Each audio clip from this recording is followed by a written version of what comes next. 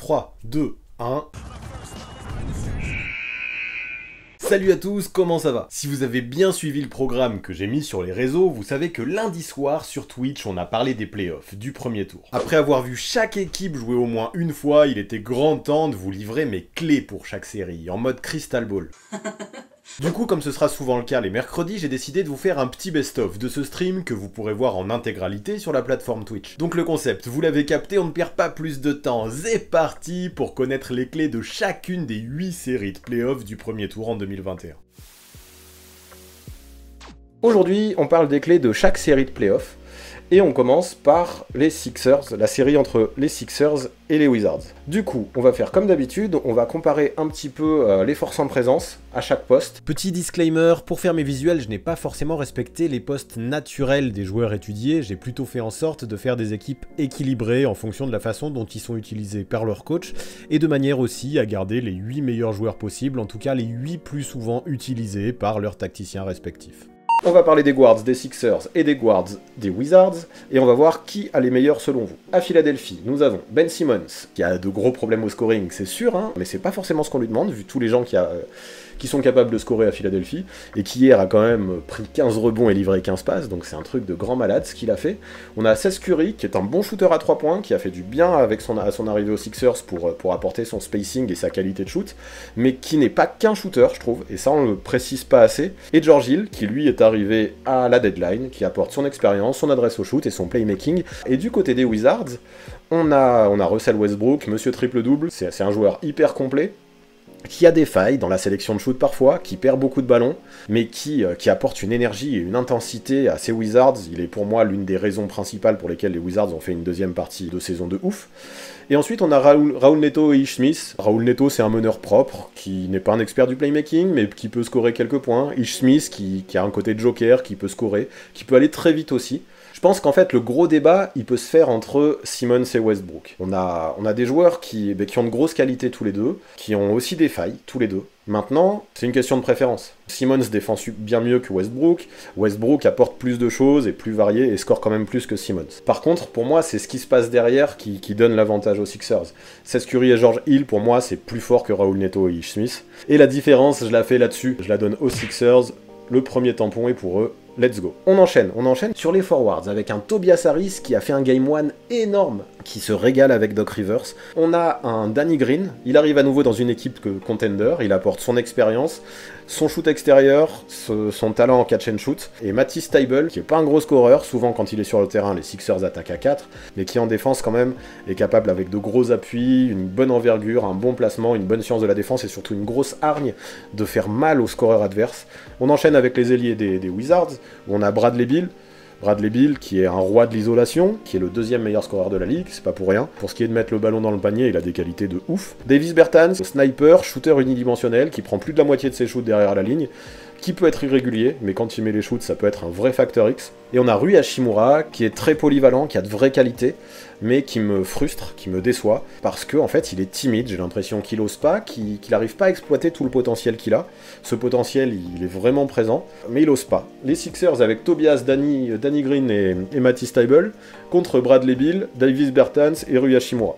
Les deux sont très complémentaires. En fait, je crois que je préfère même la profondeur des Sixers, mais Bradley Beal, en termes de scoring, est quand même largement au-dessus de...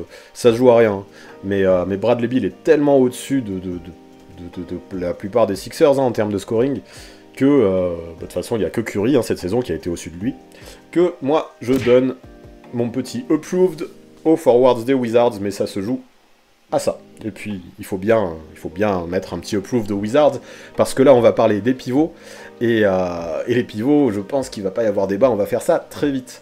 Donc les pivots, on a Joel Embiid et Dwight Howard. Voilà, en face, on a un Daniel Gafford qui est dynamique en attaque et que j'aime bien, mais qui défend très peu et qui de toute façon se fait bouffer par Joel Embiid. On a un Alex Len, il a fait un bon premier match, Alex Len, mais on voit qu'il est surtout là pour faire des fautes sur Embiid et provoquer des fautes de Embiid.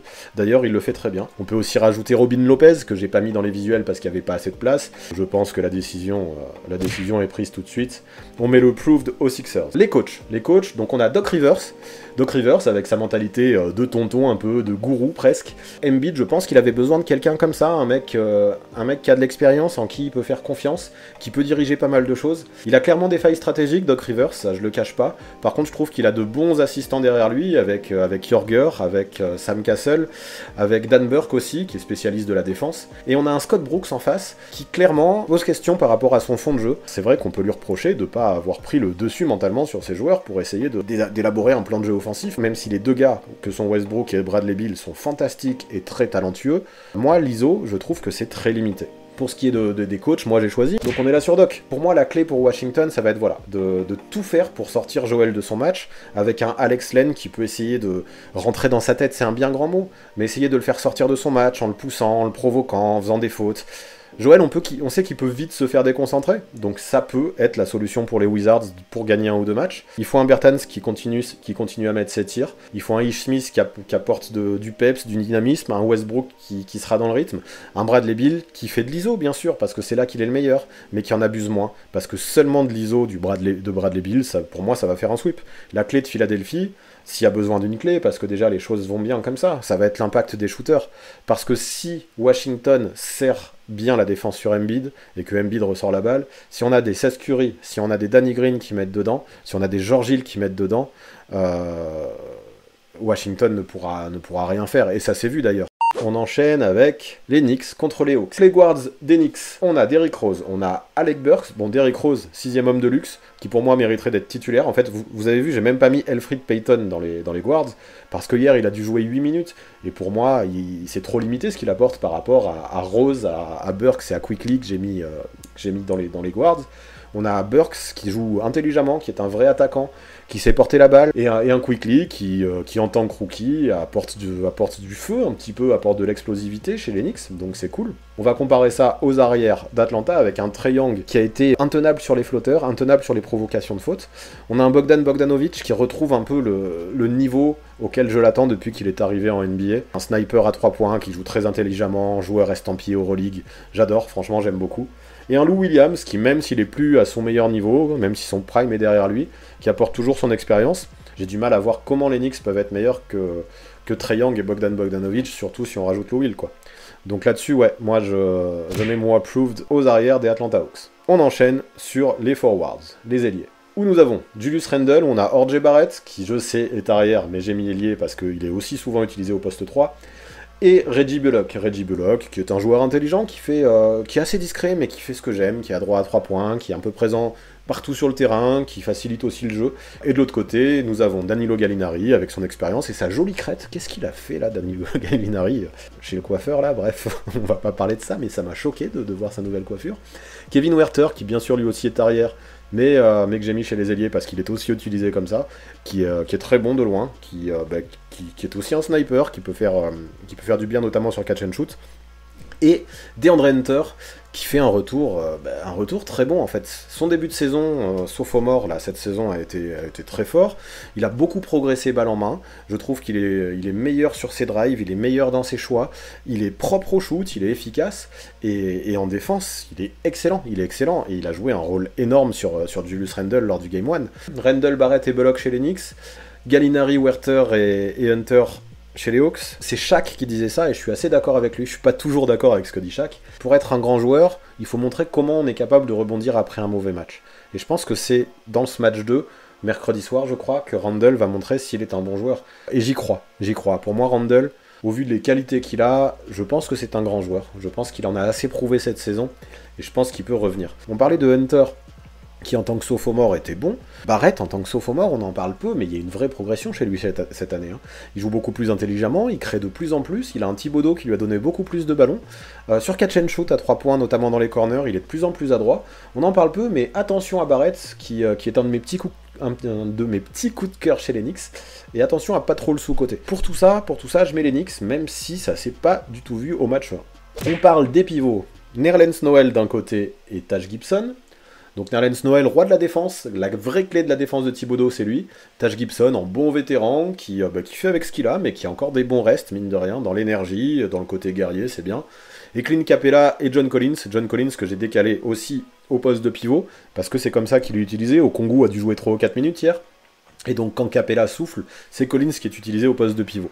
Donc voilà, on a vraiment des pivots guerriers chez les Knicks qui défendent bien, et on a un Capella qui excelle sur pick and roll avec Trae Young qui défend aussi très bien, et un John Collins qui a été assez surprenant en défense, notamment sur Randle hier, qui a de vraies qualités, qui peut s'écarter, que je trouve très complémentaire. Pour moi, il n'y a pas vraiment photo non plus chez les pivots, quoi. On va pas y passer des heures là non plus. Clac, approved, les pivots des Hawks. Et les coachs, alors là, franchement, moi je vais vous le dire, donc on a Tom Thibodeau et Nate McMillan. On a Nate McMillan qui a fait de l'excellent boulot depuis qu'il a repris les Hawks. Il a repris tout à zéro depuis le départ de Lloyd Pierce, depuis qu'il a été renvoyé. Il a fait en sorte que ça joue ensemble. Il a insisté sur des choses importantes comme le pick and roll, et ça défend même mieux depuis qu'il y a Nate McMillan. Par contre, moi je dois le dire, j'avais des doutes sur ce qu'il pouvait faire en playoff. Et là-dessus, j'aurais donné ma préférence à Thibodeau, qui lui aussi a fait des choses magnifiques cette saison avec les Knicks. Par contre, sur le Game 1, j'ai trouvé qu'on a eu un McMillan qui est arrivé avec un vrai plan de jeu, c'est-à-dire faire des prises à deux constamment sur Randle, et un Thibodeau qui n'avait pas forcément de vrai plan de jeu sur Trae Young, ou s'il en avait un, il n'a pas fonctionné. Donc je suis un peu déçu de ce match 1 de Thibodeau. Maintenant, ça va pas faire changer tout mon avis là-dessus. En tout cas, je l'attends, Thibodeau, je l'attends sévèrement. Je mets Thibodeau. Par contre, j'attends qu'au Game 2, il me confirme que j'ai eu raison de le mettre. J'attends qu'il arrive avec de vraies adaptations, et j'attends avec de vraies belles choses. Bon, avec tout ça, on va faire un bilan. Et là, je trouve que c'est pas simple. C'est une série qui est très indécise. Je décide de mettre les Knicks. Pourquoi? C'est du 51-49%. En gros, si on schématise, à New York, on a la défense, à Atlanta, on a l'attaque. Et en playoff, j'ai toujours eu une préférence aux équipes qui défendent, envers les équipes qui défendent en tout cas. Donc voilà pourquoi, sans énorme conviction, je mets les Knicks. On va parler des clés. De toute façon, on les a déjà un petit peu abordées. Pour New York, je veux voir quel plan de jeu nous réserve Tom Thibodeau pour Trae Young. On a parlé de Ntilikina. J'ai beaucoup entendu dire qu'il défendait mal sur la dernière action. Il se fait déborder par Trae Young, mais surtout, moi, ce qui m'embête, c'est que Taj Gibson est vachement à la bourre, et il y a personne, enfin, s'il pose son flotteur, c'est aussi que ça vient pas l'aider. Je trouve que Frank Ntilikina a été laissé seul sur cette action. Pour moi, ça va être la clé. Est-ce que Thibodeau va trouver un plan anti-Trae Young? Ça va être une grosse clé. Bon, c'est pas non plus une clé de ouf, hein, on s'en doutait. Et maintenant, la clé que j'ai aussi, c'est est-ce que les Knicks vont vraiment arriver à hausser leur niveau de jeu? En playoff, la plupart des équipes haussent leur niveau de jeu. Est-ce que les Knicks, ils n'étaient pas déjà au max toute la saison et vont rester là? Et c'est ma crainte. Parce que les Hawks, eux, ils l'ont montré dans le match 1. Ils ont haussé leur niveau de jeu. Ça va être la clé pour moi. Pour les Hawks, ça va d'abord passer par la défense. S'ils arrivent à refaire ce qu'ils ont fait sur Randle dans le match 1, ça peut vraiment les aider. J'ai trouvé ça très fort de mettre soit Hunter, soit Collins sur lui en premier rideau, et de l'attendre avec Capella dessous. Si les Hawks arrivent à continuer à faire ça, ça peut faire du mal aux Knicks. Et la deuxième clé, ça va être si Bogdanovic continue à être aussi bon que ce qu'il a été au match 1, ça peut aussi faire beaucoup de mal aux Knicks. Parce que mine de rien, les Hawks ont beaucoup d'armes. Peut-être plus d'armes variées que les Knicks. Et attention à ça. Donc vraiment, si tous ces role-players sont bons en même temps, les Knicks peuvent souffrir. Donc vraiment, ça va faire série serrée. Je donne l'avantage aux Knicks, mais de très peu. Ok, donc là, on va parler d'une série qui pourrait bien se finir vite. À Brooklyn, nous avons Kyrie Irving, James Harden et Bruce Brown, que j'ai sélectionné. En face, on a un Kemba Walker qui a du mal à retrouver son niveau qui était le sien à Charlotte. Marcus Smart en mode chien teigne que j'aimerais voir vraiment en mission sur James Harden. Et un Peyton Pritchard qu'on a mis là parce qu'en tant que rookie, il a plutôt été correct et surprenant. Donc voilà, maintenant, est-ce qu'on va vraiment débattre longtemps sur quel team entre Brooklyn et Boston a les meilleurs arrières? Allez hop, ouais, vous avez raison, on va pas perdre de temps là-dessus. Clac, on approuve pour les Nets. On passe directement aux ailiers. Aux ailiers avec Kevin Durant, avec Blake Griffin et Joe Harris d'un côté. Un Kevin Durant qui revient très bien, malgré tous ses pépins de santé, malgré sa rupture du tendon d'Achille qu'il a éloigné 18 mois, malgré les aléas qu'il a vécu cette année, mine de rien, à cause de sa cuisse notamment. Je trouve qu'il est toujours à son meilleur niveau, il a l'air en pleine forme. Un Blake Griffin, lui, c'est un peu l'inverse, parce que c'est fini le Blake Griffin qui saute partout, qui dunk et qui marque des points. C'est pas un défenseur, mais en tant que playmaker ou point forward, il peut avoir un vrai rôle, je trouve, avec son expérience et son vacu. Et Joe Harris en sniper d'élite à 3 points. Chez les forwards de Boston, nous avons Jason Tatum, sur qui tout repose un peu, hein, la grosse star de Boston, c'est lui. Nous avons Evan, qui est un vrai compétiteur, et ça c'est tout à son honneur, et je pense que ça peut faire du bien à Boston, qui est polyvalent, mais qui pour l'instant Si on parle de scoring, a un peu de mal à trouver ses marques, je trouve. Et un Jabari Parker qui apporte des points, qui apporte de l'énergie en attaque, mais qui défend pas vraiment. Bon allez, de toute façon là-dessus, on va pas y passer des heures. Même si Blake Griffin n'est plus à son prime, Joe Harris, je trouve, fait une saison excellente, même s'il est pas bon en défense, il fait une saison excellente. C'est l'un des meilleurs shooters à 3 points actuellement en NBA. On a KD qui est ouf. Enfin voilà, hein, on met l'avantage au net, on est d'accord. On passe au pivot. Alors là, les pivots, c'est compliqué à Brooklyn, parce que DeAndre Jordan n'a pas joué du tout du match 1. Et puis je comprends qu'il joue très peu, DeAndre Jordan. Je trouve qu'on n'a plus du tout le même gars qu'avant. Bien sûr, il apporte de l'énergie, mais en termes de mobilité et en termes de défense, c'est pas génial. Donc au final, il nous reste Jeff Green, qui est un très bon scoreur, qui est un bon leader, qui est vocal. J'apprécie ce qu'il apporte de ce côté-là, même s'il va manquer de physique face à des gros pivots.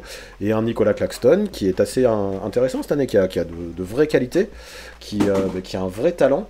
Mais qui est un peu léger, qui manque de taille aussi, et qui n'est pas forcément un gros protecteur de cercle. Donc pour moi, la faille des Nets, elle se situe ici. Et de l'autre côté, on a Tristan Thompson et un Robert Williams qui est super surprenant, qui met 9 contre au match 1, qui apporte une énergie folle, et qui lui protège le cercle. Vraiment, c'est la bonne surprise pour moi, Robert Williams, de la saison. Je veux pas me limiter qu'à son match 1 à 9 contre dont tout le monde parle, et je comprends qu'on parle de ça, mais ce serait pas mérité de ne retenir que cette perf énorme là. Donc Robert Williams, big up à sa saison. Donc c'est pour les Celtics. D'un côté comme de l'autre, on n'est pas sur les lignes où se joueront le plus la série, où c'est les plus grosses forces de chaque équipe. Ça changera pas tout. Maintenant le coach. Donc on a un Steve Nash d'un côté, je trouve qu'on n'en parle pas assez de Steve Nash, qui mine de rien réussit à gérer une équipe avec Kyrie Irving, avec James Harden, avec Kevin Durant, maintenant avec Blake Griffin. Ils ont fini 2e à l'Est. Steve Nash a fait ce qu'il fallait faire avec cette team. Moi je me demande s'il arrivera à faire des adaptations défensives pendant ses playoffs. C'est là que je l'attends, mais en attaque, en laissant toute la liberté à ses joueurs, en laissant le ballon circuler, en arrivant à gérer les égos de tout le monde, il fait un énorme boulot, Steve Nash, avec un Mike D'Antoni à côté de lui. C'est balèze. Et on a Brad Stevens, qui lui a beaucoup plus d'expérience que Steve Nash, forcément, vu que Steve Nash est un coach rookie. Maintenant, est-ce qu'il a vraiment le contrôle de son groupe sur cette saison? Je sais pas. Toute la saison, il arrivait à souligner ce qui fonctionnait pas, c'est-à-dire des trop gros creux sur de trop grosses périodes du côté de Boston. Sauf que l'arrivée de Fournier devait compenser ça, l'arrivée de Jabari Parker devait compenser ça. Il n'y a pas beaucoup de mieux par rapport à ça. Et je trouve que Stevens n'a pas réussi à solutionner ce problème. Et là-dessus, il m'a déçu. Mais voilà, moi, le débat des coachs, je vais donner ça à Steve Nash, parce qu'il a fait une grosse saison, parce qu'il a réussi à gérer. En fait, il a fait tout ce qui était attendu de lui. Il a forcément un meilleur groupe que celui de Brad Stevens. Je suis obligé de mettre le proof à Steve Nash. En fait, le débat, ça va être combien Boston peut arracher de matchs dans cette série. Ça va dépendre un peu de Tatum, parce que moi, je pense que Tatum, si il nous refait une perf énorme, il peut porter les siens. Je mets le proved honnête. Ce serait quand même une méga surprise que les Nets ne passent pas. Maintenant, les clés pour Brooklyn, parce que bien sûr qu'ils sont meilleurs, bien sûr qu'ils sont plus talentueux, mais attention, pour moi, ce sera la clé à Brooklyn. S'ils veulent faire un sweep, il faudra être sérieux tout le temps. Tout le temps, comme ils l'ont fait en deuxième mi-temps hier. Pour Boston, pour moi, la clé, en fait, on aurait tendance à pouvoir dire Tatum de façon assez facile, mais moi, je vais passer à une étape intermédiaire. Je veux un Kemba Walker meilleur en attaque. Je veux un Evan Fournier plus polyvalent, qui fait plus de choses. Je lui demande pas de scorer 25 points. Hein. Je veux un Evan qui, un petit peu comme dans le match de play-in face à Washington, qui prend des rebonds, qui défend, qui fait des passes en mode polyvalent. Et en fait, si on a ça, on aura une défense des Nets qui lâchera un peu Tatum. C'est Marcus Smart, je pense, de mémoire, en tout cas, le deuxième meilleur scoreur du Game 1. Et c'est pas normal. On doit avoir un Kemba, on doit avoir un Evan qui l'aide, qui peuvent permettre à la défense d'aller ailleurs. Il faut avoir un meilleur supporting cast autour de Tatum, et c'est ce qui permettra à Tatum de faire des gros matchs, et peut-être d'en arracher un. Ok. La série de l'Est. On parle directement des arrières, avec un Jrue Holiday qui apporte de vraies nouvelles choses, je trouve, à Milwaukee, qui change vraiment de Bledsoe, j'en parlerai plus tard. Et ensuite, on a Dante DiVincenzo et Pat Connaughton qui écartent le jeu, qui mettent des triples, qui font ce qu'on demande d'eux, des role-players qui peuvent shooter de loin, quoi. Et maintenant que j'ai vu le match 2, quelques heures après mon live, qui au final ne change pas beaucoup mon analyse, j'aurais même envie de rajouter Bryn Forbes. Quel crack à 3 points celui-là quand il est chaud. En face, nous avons Goran Dragic, qui je trouve est un magicien, mais vraiment un magicien. Un Duncan Robinson, qui est plus attendu que la saison dernière, mais qui reste là, c'est très unidimensionnel. Lui non plus ne défend pas, mais dans le match 1, il a été très adroit, il a fait ce qu'on lui a demandé.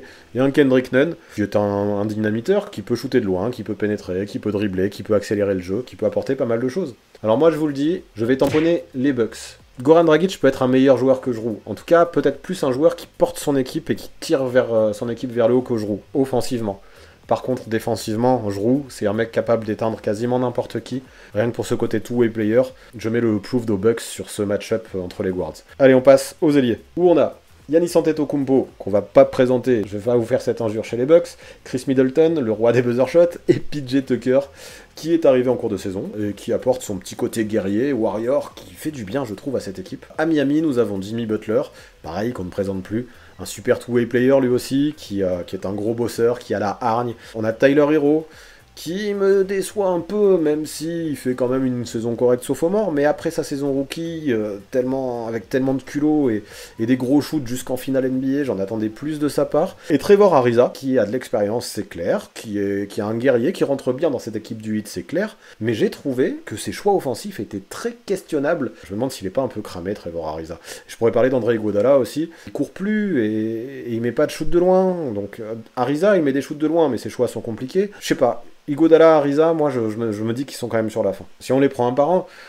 j'adore Jimmy Butler, ma préférence, mon coup de cœur c'est Jimmy Butler, mais Giannis est un meilleur joueur que lui.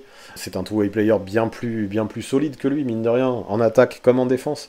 On parle d'un MVP meilleur défenseur contre un Jimmy Butler qui est toujours en course pour ces 2 trophées, qui est jamais loin, mais qui est pas au niveau de Giannis. Un Chris Middleton qui est meilleur que Tyler Hero, et un PJ Tucker qui apporte plus qu'Ariza. Donc pour moi, il n'y a pas photo, c'est les Bucks. Les pivots, Brook Lopez, qui a fait du très bon boulot, je trouve, défensivement, au match 1. Et Bobby Portis, il apporte du shoot extérieur à ses Bucks comme il faut, il apporte de l'intensité, il apporte de la bagarre, il apporte des rebonds, et c'est très bien. Par contre, en face, on a un Bam Adebayo qui est excellent en défense, qui a foiré un peu son match 1 en attaque, mais qui reste très talentueux et qui peut être un vrai point center, si on peut dire. Et Dewayne Dedmon, bon, sa présence est un peu anecdotique. Par contre, on est d'accord que Brook Lopez a beau avoir de l'expérience, pour moi on a un pivot qui domine tous les autres, dans les 4 que j'ai listés, même si sa doublure est peut-être moins bonne que Portis, c'est Bam Adebayo. Et donc pour ça, le Proved va aller au 8, parce qu'on en parlera après, mais je pense que Bam Adebayo peut être aussi une des clés de cette série. On a les pivots pour le 8. Les coachs, et là c'est assez intéressant, sauf que forcément je pense qu'on se rappelle des playoffs de l'an dernier. Maintenant, on a un Mike Budenholzer, même s'il s'est fait out-coacher par Spoelstra l'an dernier, on a un Mike Budenholzer qui a su se remettre en question, notamment avec Jrue Holiday cette année, a beaucoup plus encore écarté le jeu autour de Giannis, a shooté encore plus à 3 points, et même si ça n'a pas forcément marché en saison régulière, je pense que ça peut être plus efficace. Par contre, on a un Spoelstra qui a dû faire avec toutes les blessures, toutes les absences, tous les protocoles Covid, etc., et qui n'a pas fait une saison de ouf, avec un hit qui était plus attendu que l'année dernière aussi, mais on sait que les playoffs, c'est son moment. Les adaptations, c'est sa spécialité. Maintenant, il ne faut pas oublier que Spoelstra n'a pas fait ça tous les ans non plus. Il y a eu aussi des années où le 8 a perdu au premier tour et Spoelstra n'a rien pu faire. Pour moi, c'est un génie du coaching au niveau des adaptations qu'il peut faire défensivement, à condition que l'équipe en face ait un profil qui puisse correspondre à ses joueurs et à ce qu'il peut faire. Je mets le proof à Spoelstra, mais attention, je pense quand même à Mike, à Budenholzer, qui a peut-être pas dit son dernier mot. Je pense que le 8 cette année, ça va être un peu juste. Les finalistes, j'en avais parlé dans mes Unpopular Opinions, mais je pense que le 8 va sortir au premier tour, notamment grâce à Jrue Holiday et son arrivée. Donc je peux parler des clés. Pour moi, la clé de Milwaukee, ça va être les lancers francs de Giannis.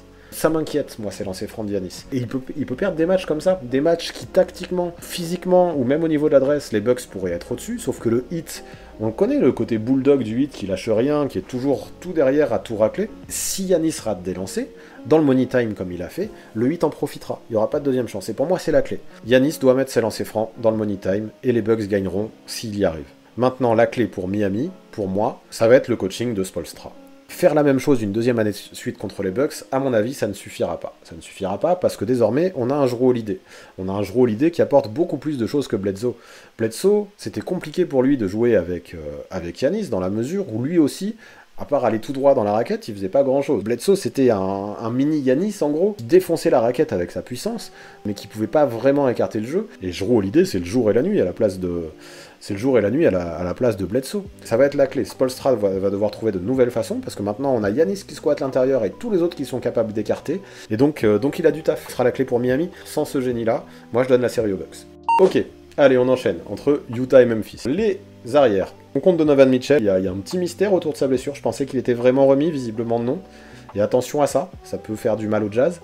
On a aussi Mike Conley, qui est sous-coté, notamment son niveau en défense. Faut pas oublier que c'est lui qui a le meilleur defensive rating de l'équipe du Jazz, c'est pas Rudy. Et on a Jordan Clarkson, qui pour moi est le meilleur 6e homme de l'année. Et en face, on a une équipe de guerriers. On a Ja Morant, on a l'impression, lui, depuis le début de sa carrière, qu'il a constamment quelque chose à prouver, qu'il cherche toujours une espèce de vengeance, et il joue avec ses tripes, et c'est super appréciable de voir ça chez Ja Morant. On a un Grayson Allen, pareil, hein, qui toujours un guerrier, et depuis la fac, lui c'était le roi des petits coups bas, et qui n'a peur de rien. Et on a un Desmond Bane, spécialiste du shoot, et je trouve que ces arrières de Memphis sont pas si mauvais que ça. Pour moi, l'envie, elle est du côté des Grizzlies, et ça, je pense qu'on va retrouver ça un petit peu à chaque position. Par contre, au niveau du talent, même avec un Donovan Mitchell blessé, avec Conley et Jordan Clarkson, ok, Morant est excellent, hein, mais je mets le Jazz devant, bien sûr, je mets le Jazz devant. Le plafond du Jazz est bien plus haut. En fait, le truc, c'est que les Grizzlies sont très forts, mais pour que les arrières des Grizzlies battent les arrières du Jazz, il faut que tout le monde soit à son meilleur niveau chez les Grizzlies, et qu'au Jazz, tout le monde soit un peu moyen. Ça peut arriver, c'est ce qu'on a vu au match 1, et ça va pour le Jazz. On parle des ailiers. Les ailiers du Jazz aussi, que je trouve très polyvalents. Bojan Bogdanovic, qui est un super scoreur, à droit de loin. Joe Ingles, qui est souvent sous-coté. On parle pas de son playmaking, qui est très important, je trouve, dans cette équipe du Jazz. Le mec met des shoots, c'est un playmaker, c'est un facilitateur, il fait tout sur le terrain, il se bat. J'aime beaucoup Joe Ingles.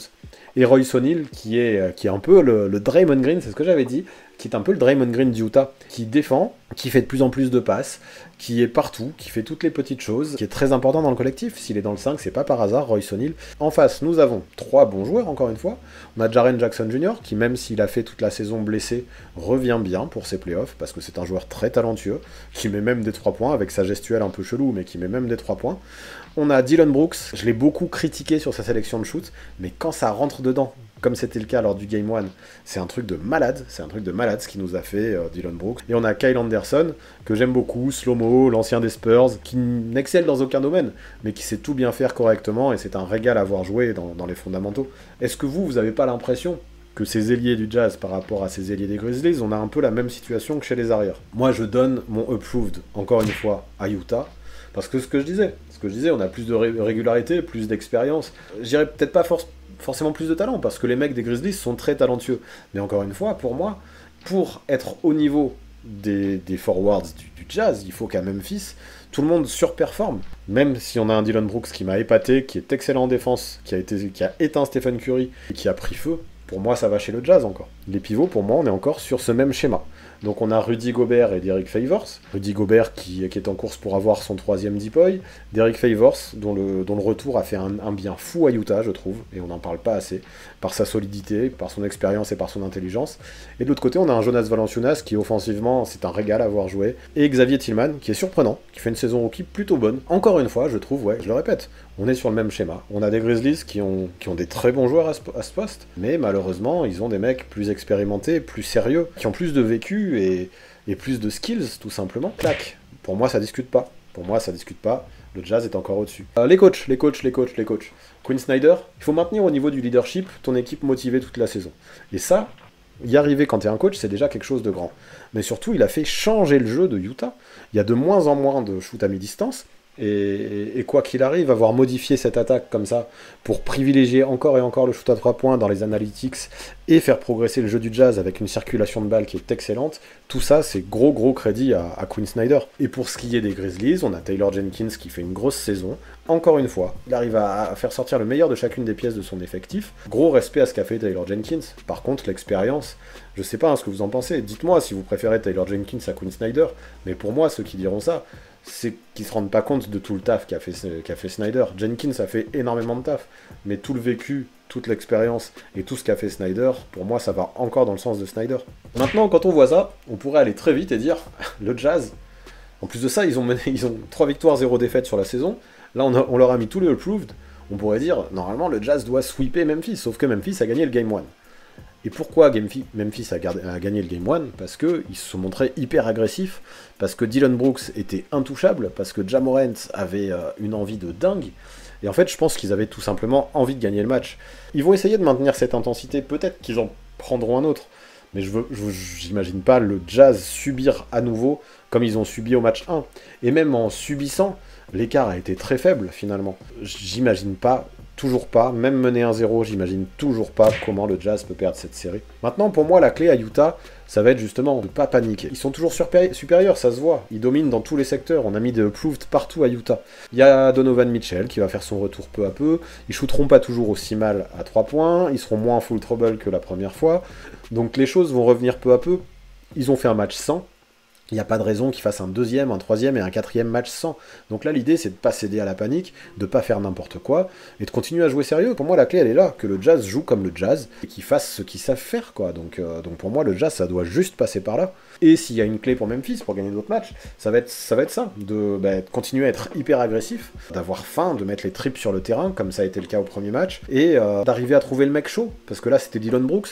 Moi, je ne crois pas en Dillon Brooks pour être chaud à tous les matchs, mais peut-être qu'un autre match, ce sera Desmond Bain, peut-être qu'un autre match, ce sera Grayson Allen, parce que voilà, je pense qu'ils ont quand même pas mal d'armes qui peuvent faire du bien. Ça va être à Taylor Jenkins de faire ça, à Ja Morant aussi de faire ça, mais Taylor Jenkins peut très bien le faire. Trouver le mec chaud à chaque fois. Je pense que ce sera peut-être un mec différent à chaque fois, et donc ça peut permettre à Memphis de gagner des matchs. Ok, est-ce que vous êtes ready? On va parler des arrières.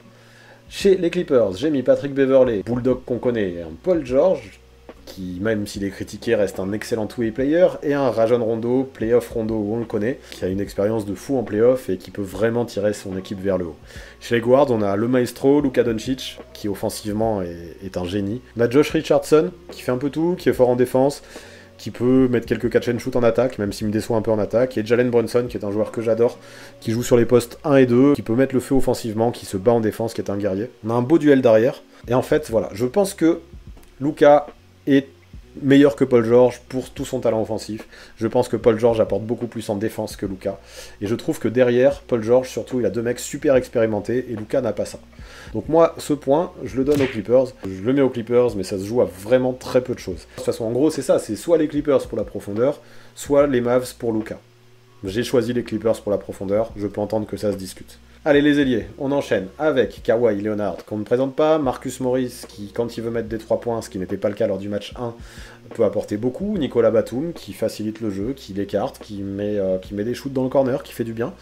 Et en face, on a Tim Hardaway Jr., on a Dorian Finney-Smith, et on a Maxi Kleber. Est-ce qu'on va en discuter des heures de ça? Même si Tim Hardaway Jr. et Dorian Finney-Smith ont été de très bons Factor X, de très bons jokers dans le Game 1, de toute façon, il n'y a pas de débat, on se met les Clippers.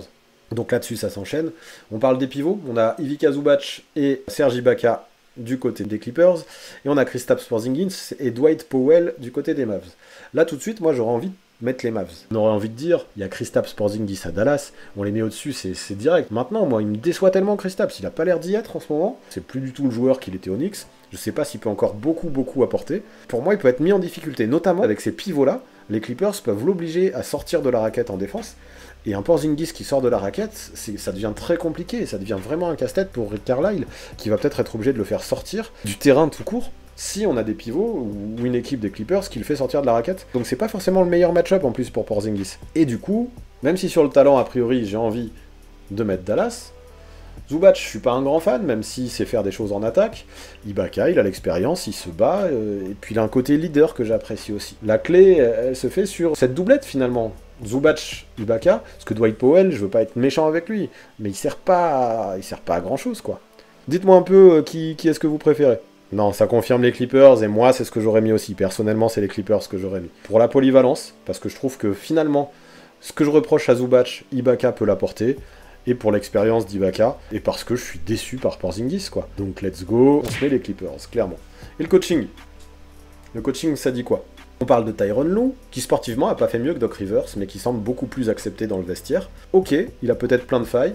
Ok, je pense qu'il subit un petit peu le côté... c'est LeBron qui a tout fait en 2016 quand Cleveland a gagné le titre, et même pour toutes les finales qu'il y a eu avant et après. Je suis pas d'accord avec ça. Tyronn Lue, c'est un vrai coach dans la gestion des égos. Quand t'as une équipe où il y a des stars, comme c'est le cas aux Clippers, Tyronn Lue peut être un très bon élément, au moins dans le leadership.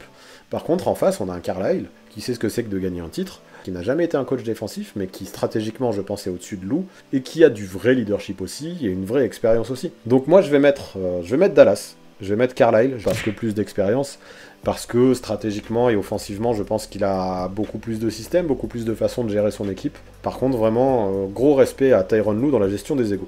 Maintenant, on parle de cette série. Pour moi, c'est vraiment une série qui peut aller jusqu'en 4-3. Vraiment. Moi, je vais vous le dire, je donne la victoire aux Clippers. Les clés, pour moi, il y en a une, du côté des Clippers, qui va être essentielle. On va pas le cacher, l'arme. Je vais pas dire la seule, mais l'arme principale, l'arme essentielle du côté de Dallas, c'est Luka Doncic. C'est par lui que tout passe à Dallas, c'est la rampe de lancement. Et en fait, dans le match 1, j'ai trouvé qu'il y a eu quelque chose de très mal fait par les Clippers, ça a été de switcher tout le temps sur lui.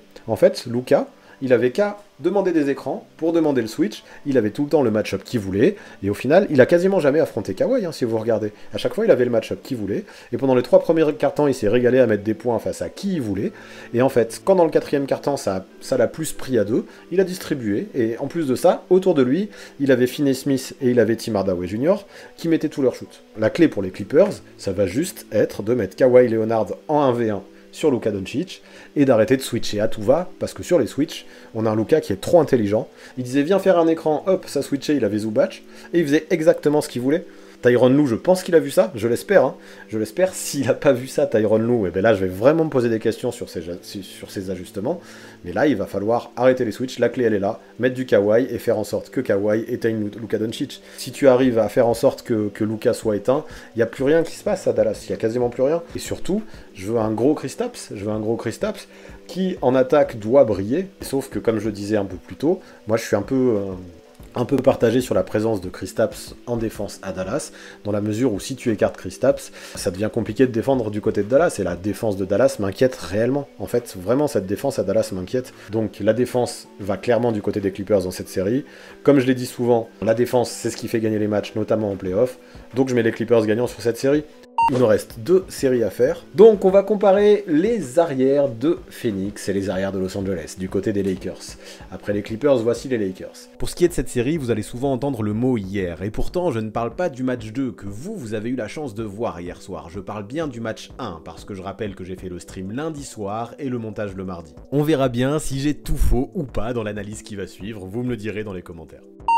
À Phoenix, nous avons Chris Paul, le point god, Devin Booker, qui a été excellent hier soir, qui n'a pas que scoré, et justement qui a su compenser le fait que Chris Paul soit pas là pour prendre le relais au playmaking, et j'ai adoré. Et on a Cameron Payne, le petit remplaçant teigneux, qui a lancé un peu la baston, hein, en bousculant Caruso, avant que Montrezl Harrell arrive comme une brute. En tout cas, on a 3 arrières du côté de Phoenix qui envoient du pâté, qui envoient du bousin, qui envoient du bois. Et de l'autre côté, on a Dennis Schroeder. J'ai beaucoup aimé son match hier aussi à Dennis Schroeder, que ce soit en défense comme en attaque. Donc, très bon joueur, Kentavious Caldwell-Pope qu'on connaît aussi, et Alex Caruso qui a fait un bon passage, Alex Caruso qui sera jamais une star, hein, car GOAT, même si on aimerait tous, mais qui a fait une bonne petite série et qui a fait du bien aux Lakers. Maintenant, entre les Suns et les Lakers, est-ce qu'il y a vraiment débat chez les guards? Je pense pas. C'est les Suns qui sont approuvés pour ce duel. Mais maintenant on enchaîne sur les ailiers. Et les ailiers, j'aime beaucoup ces ailiers qu'il y a à Phoenix, hein. Michael Bridges et Cam Johnson qui font une saison de fou, qui sont jeunes, qui travaillent comme des dingues et qui apportent énormément. Jake Roder qu'on ne présente plus aussi avec son expérience, sa science du jeu et son côté guerrier qui apporte ce qu'il faut quand il faut. Maintenant, en face, on a LeBron James, on a Anthony Davis et on a Kyle Kuzma, qui est plein de talent mais qui est très décevant. Mais peu importe, en fait, Kyle Kuzma, je pense qu'il n'y a même pas besoin d'en parler. Et quoi qu'il arrive avec les Suns, il n'y a pas photo. On n'insiste pas. Chez les arrières des Lakers, on aurait pu rajouter Talen Horton Tucker, on aurait pu rajouter Wesley Matthews. C'est vrai qu'ils ont de la profondeur. Mais peu importe, j'en ai pas parlé, parce que même avec Horton Tucker, avec Matthews, comment tu veux que ça rivalise avec Chris Paul et Devin Booker? Les guards, il n'y a pas de débat, c'est pour Phoenix. Les ailiers, il n'y a pas de débat, c'est pour les Lakers. Donc les pivots. Et là, le match 1 nous a donné pas mal d'indices. On a DeAndre Ayton et Dario Saric du côté des Suns. Et on a André Drummond, Montrezl Harrell et j'ai pas mis Marc Gasol, mais qui est aussi là. Et Anthony Davis pourrait passer pivot aussi, pourquoi pas. Mais il va falloir quelqu'un pour arrêter Ayton. Et pour l'instant, Drummond, moi, je trouve pas qu'il apporte ce qu'il faut. Harrell, il est limité malgré son énergie. Marc Gasol, pour l'instant, il est au bout du banc. Et on a un Ayton qui, hier, offensivement comme défensivement, a fait le match de sa vie. Offensivement, il a été super bien servi par Devin Booker. Et défensivement, il a réussi tout le match à faire en sorte que Davis reste loin du cercle. Après, moi, j'ai trouvé que Davis était très nonchalant aussi. Il a pas trop essayé de le défier. Je sais pas, il a peut-être joué trop au talent, Anthony Davis.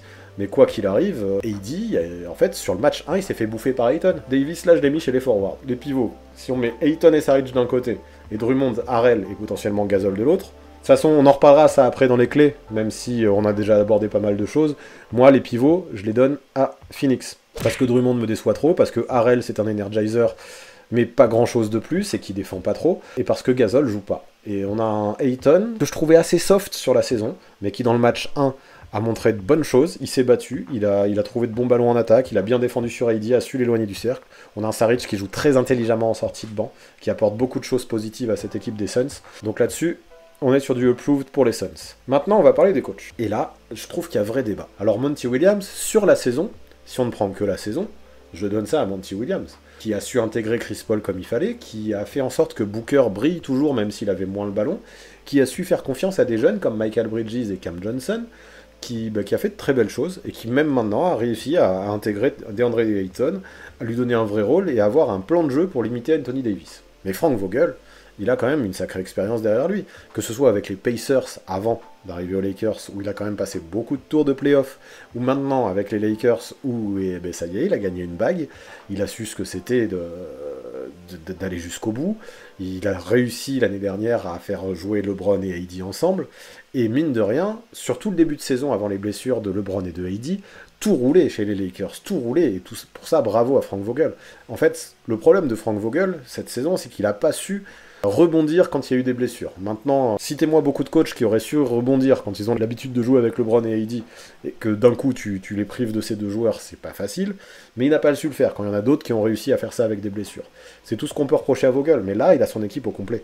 La défense des Lakers, c'est pas LeBron, c'est Vogel. Et même malgré toutes les blessures, Vogel, et c'est tout à son honneur, a toujours fait en sorte que les Lakers gardent la meilleure défense de la saison. En termes de defensive rating, c'est la meilleure défense de la saison. Et ça, c'est pas LeBron, c'est même pas AD. AD a manqué, je sais pas, un tiers de la saison. Il faut arrêter de dire que le coach des Lakers, c'est LeBron. Ça, je suis pas d'accord avec ça. Sur la saison, Monty Williams est un meilleur coach que Vogel. Sur la défense, Vogel est un meilleur coach que Monty Williams. Sur l'expérience, Vogel est un meilleur coach que Monty Williams. Donc là-dessus, désolé Monty, si j'élisais le coach of the year, je donnerais le approved à Monty Williams. Mais là, le but, c'est pas d'élire le coach of the year, c'est de dire quel est le meilleur coach sur cette série, où donc on prend aussi l'expérience. Et moi, je donne le approved à Frank Vogel. Moi, je pense qu'il faut arrêter de comparer avec l'équipe de l'an dernier. Je pense qu'ils ont construit une très belle équipe. Le départ de Rondo peut faire du mal, mais Schroeder fait beaucoup de bien. Non, en début de saison, avant les blessures de AD et LeBron, je trouve même que ça jouait mieux que l'an dernier. L'an dernier, ils ont perdu le match 1 contre les Blazers, tout le monde disait ça y est, ça va choc. Au final, voilà ce qui s'est passé. Attention au cœur d'un champion, je suis d'accord avec ça. Enfin voilà, moi je pense que vous le sentez venir. Hein. Je décide de prendre les Lakers, mais je pense que ça va être très chaud, et ça va se jouer à pas mal de détails. Mon pronostic va pour les Lakers. Pour moi, la clé pour les Lakers, ça va être back to the basics un peu. Hein. Il faut qu'ils retournent aux bases. Il faut qu'ils aient un AD qui soit agressif, qui retourne au poste. Un AD qui défende aussi, qui puisse défendre dans la raquette, mais aussi au périmètre. Il faut surtout éviter ce sentiment de supériorité qu'on peut voir parfois, et que j'ai trouvé beaucoup chez Anthony Davis hier, qui s'est dit, la dernière fois que j'ai affronté Ayton, j'ai mis 42 points sans forcer, là ça va être la même, je vais prendre des petits shoots à mi-distance et tout va rentrer, et au bout d'un moment, non, il a quand même des vrais joueurs en face de lui, il va pas mettre 42 points à chaque fois, mais il y a quand même quelque chose qui peut mettre les Lakers en difficulté, je pense, et ça peut être aussi la clé pour les Suns, ça va être Devin Booker. Je trouve qu'il présente le profil le pire pour les Lakers. Parce que, qui va défendre sur lui? Dennis Schroeder et Kentavious Caldwell-Pope sont des bons défenseurs, mais le problème c'est qu'ils vont déjà être occupés par Chris Paul. Et Booker, je pense qu'il peut vraiment briller dans cette série, et ça peut être la clé pour les Suns. Matthews, pour moi, c'est la seule solution pour limiter Booker, sauf que Matthews, plus de 20 minutes, j'en veux pas. Et un LeBron sur Booker, je suis pas sûr, ça va l'épuiser. LeBron, t'as envie qu'il facilite tout, t'as envie qu'il ait un vrai rôle en attaque, et si tu le mets en défense sur Booker, j'ai peur qu'il s'épuise sur pas mal de choses. Ok, c'est une machine, mais voilà, il a 36 ans. Qui que ce soit en face, même quand c'était Ben Simmons, quand Booker a décidé de prendre feu, personne ne peut l'arrêter. Et Booker, c'est pas qu'un scoreur, comme je lis parfois, il l'a montré hier, c'est aussi un playmaker. Et si on a affaire à un énorme Devin Booker sur toute la série, les Lakers peuvent prendre chaud, et ça peut être la clé pour ces Suns. On enchaîne sur la suite. La dernière série, encore une série qui peut apporter son lot de satisfaction, les Nuggets contre les Blazers. Les arrières. Alors les arrières de Denver, malheureusement il manque Jamal Murray, et qui va manquer cruellement je trouve. Parce que là, le trio d'arrière, composé de Facundo Campazzo, de Austin Rivers et de Monte Morris, moi il me fait pas rêver. J'aime bien Facundo Campazzo et son expérience Euroleague. Austin Rivers, j'ai un peu de mal, même s'il peut prendre feu derrière la ligne. Et Monte Morris est blessé. Enfin, revient de blessure, et même s'il peut apporter de belles choses. En face, on a du Damian Lillard, du CJ McCollum et du Anthony Simons. S'il y en a un qui me dit que les 3 Nuggets de gauche sont meilleurs que les 3 Blazers, je l'invite à m'envoyer un courrier avec ses arguments que je lirai très attentivement. Mais ce soir, j'ai pas envie de débattre des heures là-dessus, sur un sujet qui ne le mérite pas. Les forwards. On a Aaron Gordon, qui enfin est utilisé dans un rôle comme j'aime à Denver. parce que quand on se servait de lui en tant que playmaker à Orlando, ça me posait vraiment problème. On a un Michael Porter Jr. qui est en train de prendre feu comme option offensive à Denver aussi, et qui a vraiment une tunnel vision qui me déplaît, mais qui a un talent de fou pour ce qui est de mettre le ballon dans le panier. Et ensuite, on a Paul Millsap qui apporte beaucoup d'expérience et de solidité et de science du jeu. Donc ça, c'est pas mal. Et je trouve qu'on a un vrai débat avec les ailiers, avec un Norman Powell qui est arrivé en provenance de Toronto et qui sait marquer des points et qui sait défendre, un Robert Covington en expert de la défense, et un Carmelo Anthony qui peut être très critiquable pour sa sélection de shoot, qui est une des pires de la NBA, qui peut être très critiquable pour sa défense également, mais qui peut prendre feu n'importe comment et mettre des points et créer de vrais problèmes offensivement à la défense des Nuggets. Donc entre Gordon, Michael Porter Jr. et Paul Millsap d'un côté, et Norman Powell, Robert Covington et Melo de l'autre. Le vrai débat de cette série, pour moi, il est sur les forwards. En défense, Aaron Gordon, je trouve, fait de bonnes choses à Denver, qu'on ne voyait pas forcément à l'époque à Orlando. Cela s'est d'ailleurs bien confirmé lundi soir, pendant le match 2, lors duquel Aaron Gordon a fait de très belles choses en deuxième mi-temps pour limiter Lillard et permettre aux Nuggets de revenir un partout. Mais en fait, le meilleur défenseur de tous, il est du côté des Blazers, avec Robert Covington. Après, on a Norman Powell qui défend plutôt bien, Carmelo Anthony qui défend pas. Donc ouais, moi je trouve que c'est serré, mais je vais mettre les Nuggets, car la force de frappe offensive de Michael Porter Jr. n'a pas d'égal chez les ailiers, je trouve, des Blazers, sauf si Anthony et Powell sont dans un grand soir, sachant qu'on a Aaron Gordon qui se débrouille bien, et voilà, et j'aime beaucoup Paul Millsap. Je pourrais changer d'avis dans 2 secondes, donc c'est pour ça que je le mets avant de changer d'avis. Les pivots. Alors autant j'aime bien Nurkic et Kanter, autant j'aime bien leurs profils différents. J'adore les mains de Kanter en attaque, même si sa défense est compliquée. Nurkic, j'aime son côté dur, son côté solide, son côté rebondeur. Il défend aussi, il sait marquer des points, et tout ça, bravo. Maintenant, on a le probable futur MVP avec Nikola Jokic, et même s'il a seulement J. Michael Green derrière lui, tu peux pas tester Nikola Jokic avec Nurkic et Kanter. Donc là, je vous pose même pas la question, on n'a pas besoin d'y passer 4h30. Maintenant, on va parler du coach, avec Mike Malone d'un côté, qui est un super leader, qui sait vraiment tirer le maximum de tous ses joueurs, qui sait les remettre en question. Je suis pas certain que, au niveau stratégique, ce soit le meilleur coach de la NBA. Par contre, il a une confiance ultime en Nikola Jokic, et là-dessus, bravo, gros respect à Mike Malone pour ça. Et de l'autre côté, on a Terry Stotts qui pour moi joue un peu sa place pour ses playoffs, qui cette saison, en fait, Terry Stotts est réputé comme un coach offensif, et tant mieux, parce que la défense des Blazers était catastrophique, même s'il y a de vrais progrès depuis 2-3 semaines, et le retour de Nurkic, c'était quand même vraiment catastrophique. Le pauvre Covington faisait un peu tout en défense, et c'est bien dommage. Après, on peut le pardonner parce que c'est un coach offensif, mais comme je le répète souvent aussi, les Blazers, avec Terry Stotts, étaient l'équipe qui cette saison faisait le moins de passes décisives de toute la NBA, alors que l'équipe est dans le top 5 de ceux qui marquent le plus de points. Et ça montre que beaucoup de choses reposent sur de l'ISO à Portland, sur Damian Lillard et sur CJ McCollum, sur Carmelo Anthony qui joue aussi beaucoup en ISO. On a Norman Powell qui sait profiter des écrans et des passes. Mais voilà, pour un coach offensif, je trouve que le fond de jeu de Portland est très décevant. Pour moi, il n'y a pas photo, Mike Malone est devant. Maintenant, qui gagne cette série? Là, on a mis le seul avantage de Portland, il est chez les arrières. En même temps, l'avantage est tellement important chez les arrières. Donc même s'il y a 3-1 au niveau des tampons à prouver, je trouve que la différence au niveau des arrières est tellement importante que la série va être très serrée. Alors la défense, donc pas Portland, je lis. Et c'est vrai que ça, la défense irait plutôt du côté des Nuggets. Sauf que la défense des Nuggets n'est pas non plus excellente. Il y a qui comme lockdown du côté Denver? Je sais pas. À Portland, mine de rien, on a Robert Covington, on a Nurkic. On a une défense de Portland qu'il faut pas sous-estimer. Et attention à la réalité de la saison qui pourrait être différente en playoff avec une équipe au complet, notamment avec Nurkic. Gordon est pas mal en défense depuis son arrivée à Denver, et je trouve qu'il apporte autre chose au poste d'ailier fort, au poste 4, parce qu'il est mobile. Mais au niveau du QI basket, c'est pas le meilleur joueur du monde, que ce soit en attaque comme en défense. Jokic, il est bon en défense, parce qu'il est intelligent aussi, mais c'est pas un défenseur. Donc la clé pour moi, d'un côté comme de l'autre, ça va être la circulation de balles. Et dans le match 1, il s'est passé tout l'inverse de la saison. Denver, toute la saison, notamment avec un Nikola Jokic qui a battu tous les records de passes de l'histoire pour un pivot, avait un ballon qui tournait bien. Et ça permet à des joueurs comme Michael Porter Jr. de marquer des points. Ça permet à Gordon de trouver des bons ballons, de ne pas avoir à créer. Et ça permettait aussi à Jamal Murray de balancer des bombes parce que tout le monde se concentrait sur Jokic.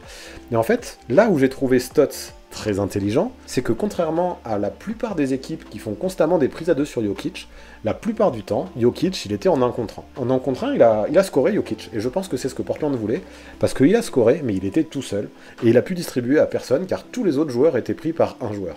Quand Jokic il est pris à 2, pas de souci, il va toujours trouver le gars démarqué. Sauf que là, il pouvait pas, vu qu'il était en 1 contre 1. Donc il a mis ses points, mais ça n'a pas suffi. On a eu une équipe de Denver qui avait le ballon qui ne circulait pas. On a eu Michael Porter Jr. qui n'est pas capable de faire une passe décisive. On a eu un Aaron Gordon qui n'est pas capable de faire une passe décisive. Et on a eu Denver qui a été complètement bloqué. Et là-dessus, je ne sais pas ce que va faire Mike Malone, mais il va falloir qu'il s'adapte. Parce qu'en face, il s'est passé complètement l'inverse. Mike Malone, lui, il a décidé de faire un pari qui a vraiment pas marché. Mike Malone, il a décidé de défendre à fond sur Damian Lillard. Ok, tu peux faire ça. Sauf que Damian Lillard, qu'est-ce qu'il a fait? Il a distribué, il a fait 13 passes décisives. Et à côté, on a eu Norman Powell qui a été bon, on a eu Anthony Simons qui a été bon, on a eu Carmelo Anthony qui a été bon. Et attention, parce que tous ces mecs-là, si tu défends pas de près sur eux, ils peuvent prendre feu. Donc, dans le match 1, on a beau avoir mis le tampon approuvé à Mike Malone, dans le match 1, Terry Stotts, je trouve, est arrivé avec une meilleure stratégie que Mike Malone. Je trouve qu'il a outcoaché Mike Malone sur le match 1. Je pense qu'ils n'auraient pas tort, Portland, de continuer avec cette stratégie, parce que je la trouve assez létale contre Denver. Et donc c'est pour ça que dans cette série, vu qu'il n'y a pas Jamal Murray qui peut prendre le relais, vu qu'on a un Monte Morris qui revient de blessure et que je ne sais pas quoi attendre de lui, voilà pourquoi je donne cette série. C'est ma grosse cote peut-être, hein, mais je donne cette série à Portland.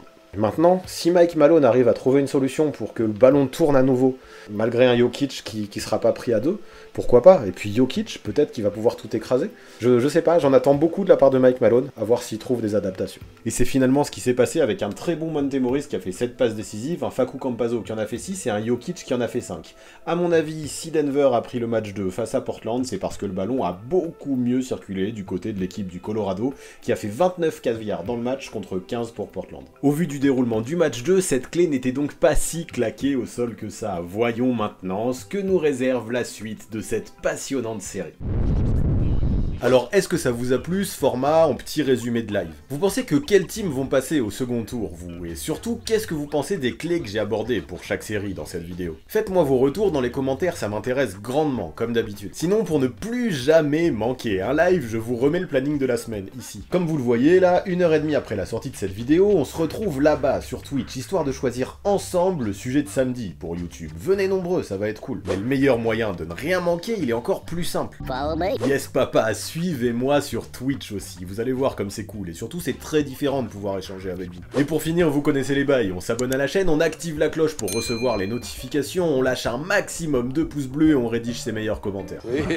Et oui, le 4 à la suite, tu connais. Et pour m'aider à financer la tonne de matos que j'ai encore besoin d'acheter pour peaufiner les lives, tu connais aussi, c'est sur Tipeee que ça se passe. D'ailleurs, merci beaucoup à tous ceux qui soutiennent ou qui ont soutenu depuis le début, vous apportez une vraie force, gros big up, à très vite.